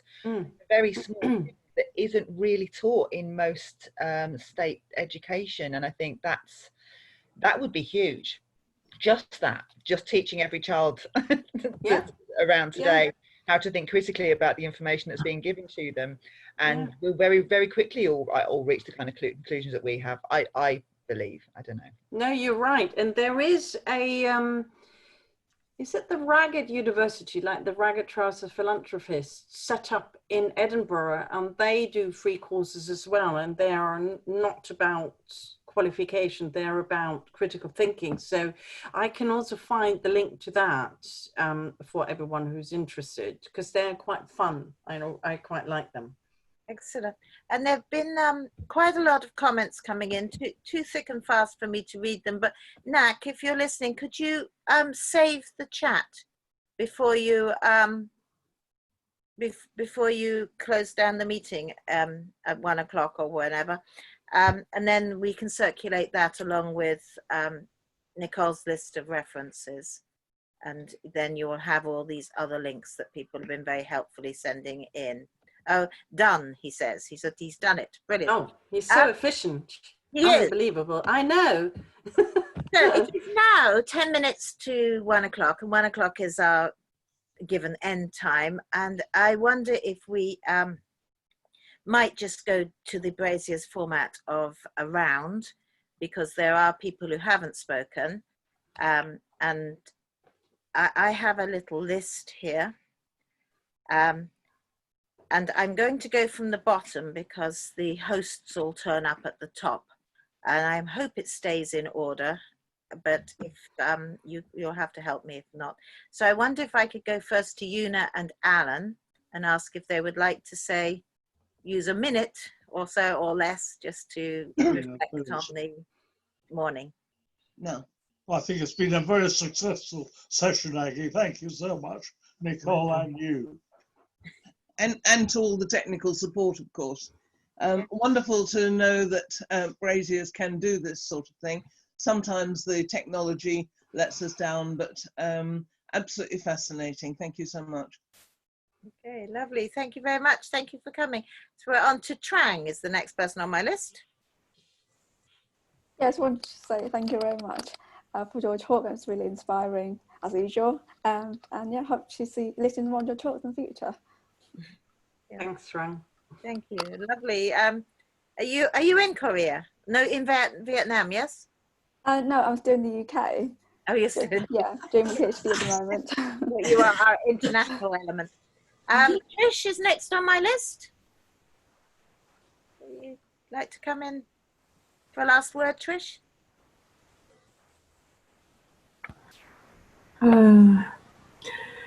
No, I don't really have a last word, but it's been interesting. That's it. Thank you. Brilliant.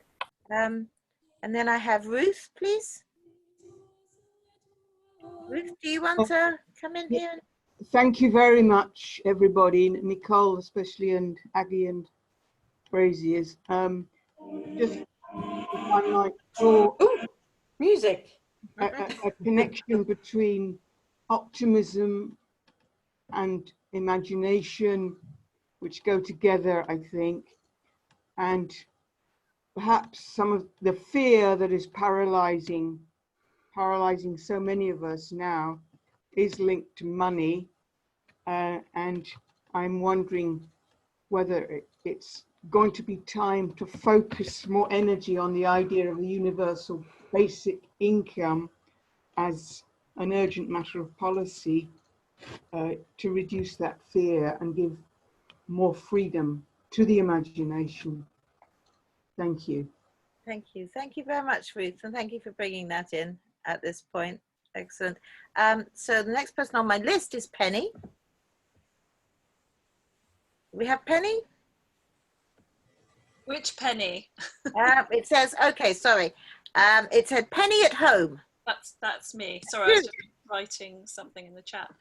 Yeah, it's been really interesting. I used to live quite near Braziers, but didn't know what was going on there for years later. And then I met somebody who has connections with it.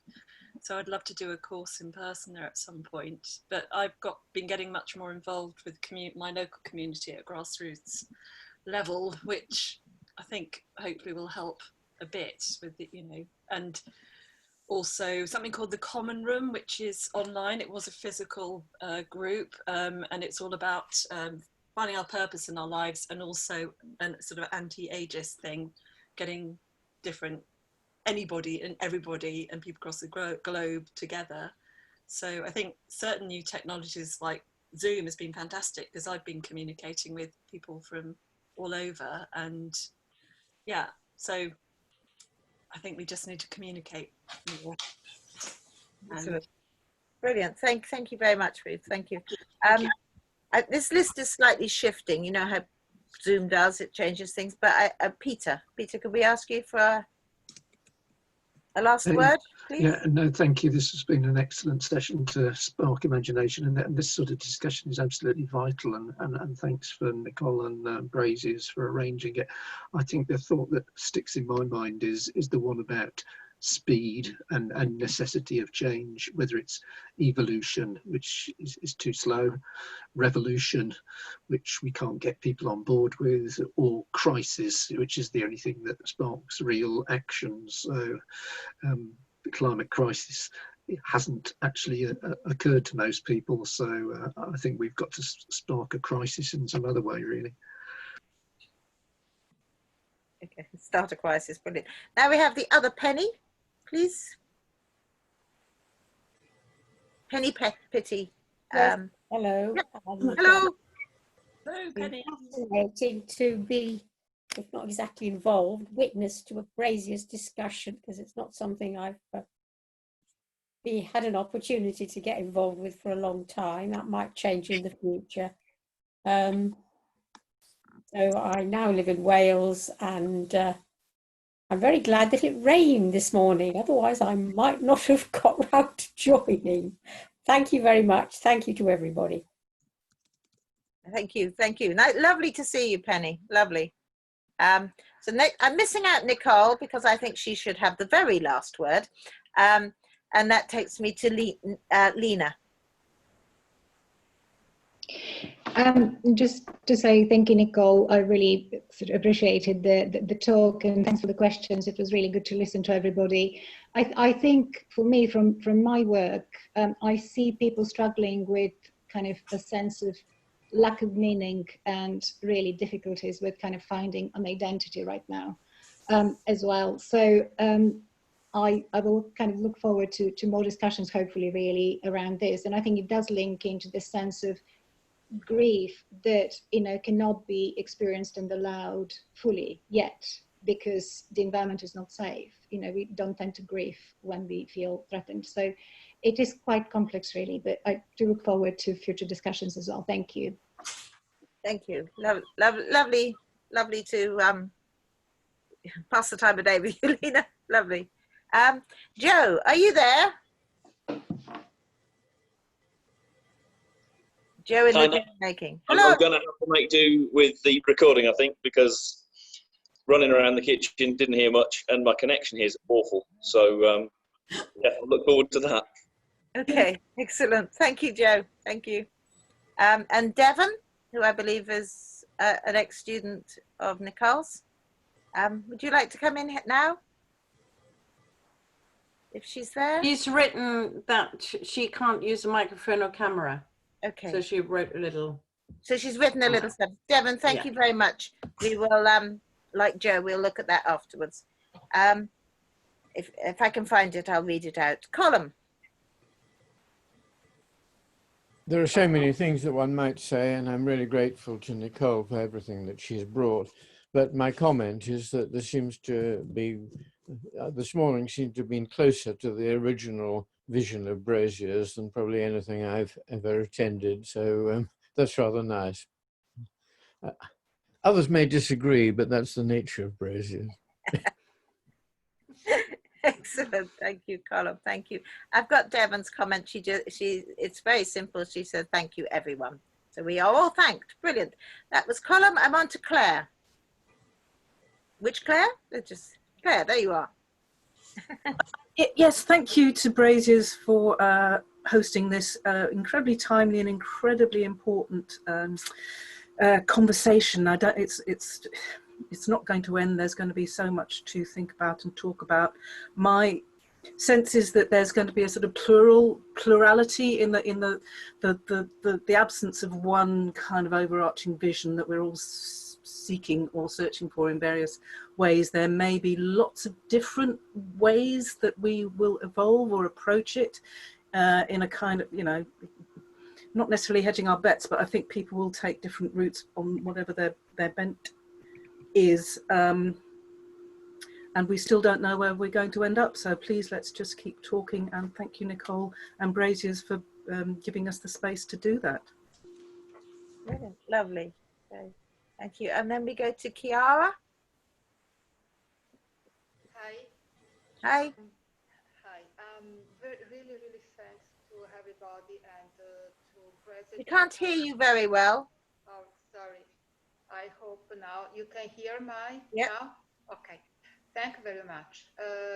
I'm thinking that it is remind me when I was a house team in Brazil more than 20 years ago. So I really appreciate this because I feel to come back at that time. And second thing is something what we have told today is something affecting everybody around the world. I'm here in Italy and we feel the same. So I think the change will be between people not in the same only local community, but connected all around the world. Excellent. Thank you. Thank you very much, Chiara. Catherine? Thank you.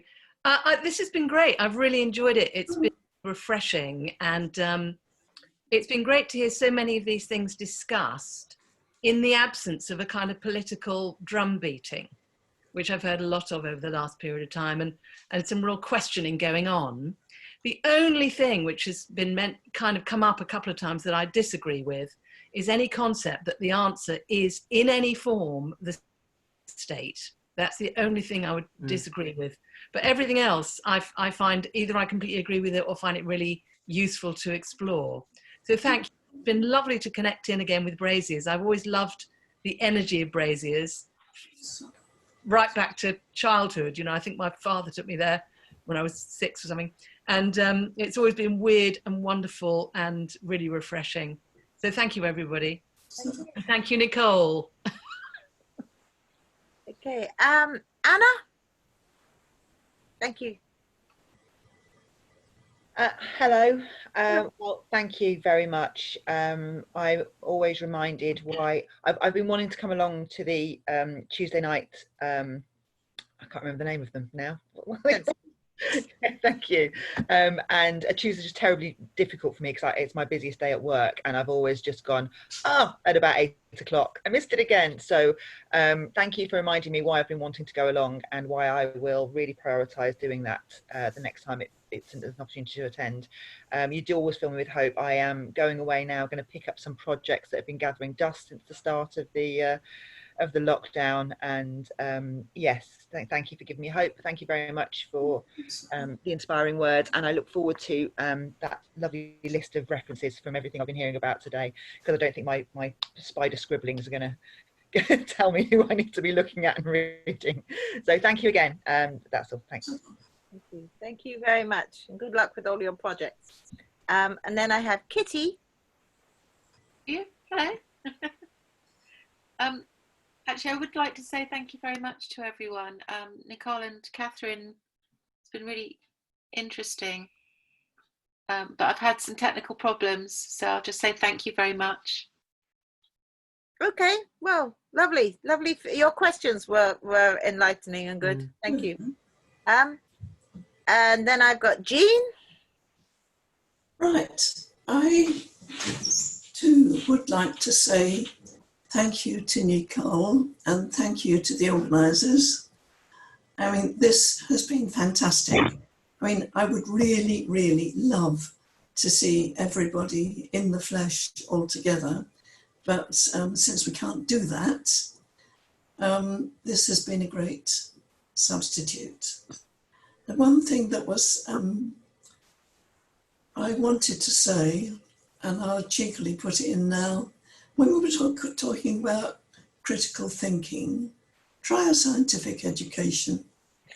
That's all. Thank you. Fair enough. Yeah, brilliant. Have you very much, Jean. Now I think we're on to Brazier's Park, myself, and Nicole. Have I missed anyone out? Please shout now, because the list was doing funny things. Okay, so if we could go to Nak and David, at this point, if you just speak to the round, and then you can say goodbye at the end and have oh, how many last words can you have? So Nak and David. I want to thank everyone for coming today and for being such good guests. The main idea I've had in my mind is that in the next situation in which I find myself in some circumstances where it appears that one side has to sacrifice for another side, I'm going to remind myself that I need to use my imagination to find a way where both sides win. And I think that's what I hope we all can do. I also want to remind everyone that we recorded this session, and if anyone has issues with their image, voice, or name being used, please email me at education@braziers.org.uk and we can cut you out. That's fine. Okay, over to David. Yeah, it's been fantastic. Thank you so much, Nicole.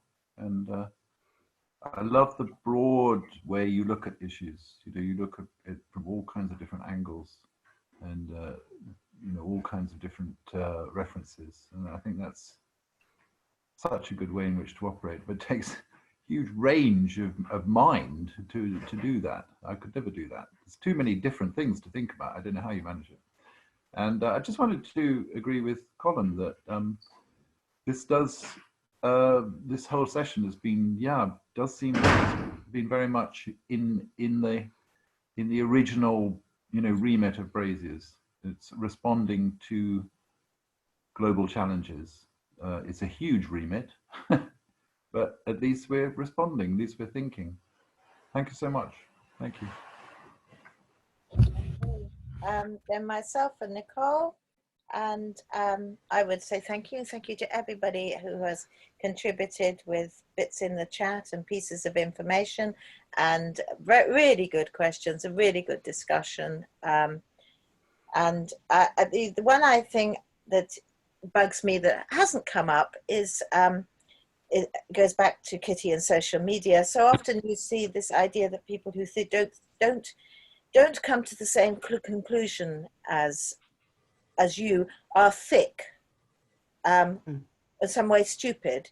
And in this time of real misinformation and, to be honest, gaslighting, simply saying things that are not true because that's what people want you to believe, it is very hard to sort through the information. So to me, a very good starting point is for us to recognize that actually most people are intelligently dealing with the information they've got.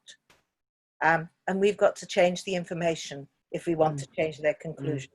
We won't get anywhere telling them they're thick. So that's my last word. Nicole. That was really, we could have a whole debate on this now. And then we're all going to collapse in a heap, I think. Thank you everyone for giving up their time, asking such brilliant questions. Thank you to Brazier Park, who, as you all know, I'm very fond of, and I always enjoy my visits there. Very inspirational. Thank you, Nat, for the brilliant technical support, because things never work out as you think. And this has been perfect. I don't know how that happened, but there we are. And thank you for giving me that opportunity. I felt really honored that I was asked. So thank you. And I don't know what else to say except for stay sane and healthy. Wow, brilliant. David, over to you to sign us off. I think he signed off. Has he? Is he gone? I'm still No, he's there. He's still there. I was trying to save the chat and send it to everyone, but here he is. No, yeah, there was amazing stuff that NAC was doing, all sorts of screens and incredible levels of data and all kinds of things. Yeah, I have no more to add except let's find the answer. Let's do it today. Let's be the answer. Well, NAC says let's be the answer. Let's share the answer. I have the answer. But often the questions are more interesting than the answers, aren't they? And more, you know, creative. So let's keep asking questions. Yeah. Bon appetit, everyone. Thank you, everyone. And I will make available all the references, but give me some time to just compile them. Yeah. Right. Yeah. Okay. Bye. Thank you. Thank you, everyone. Thank you. Bye.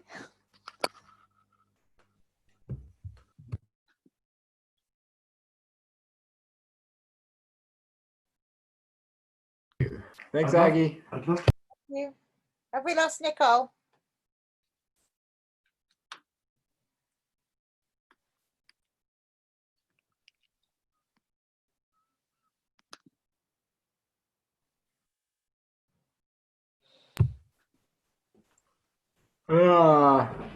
Still too early for me. Well, that went very well, Nac. Thank you very much. Yeah. Yeah. Yeah. Okay. I'll speak to you soon.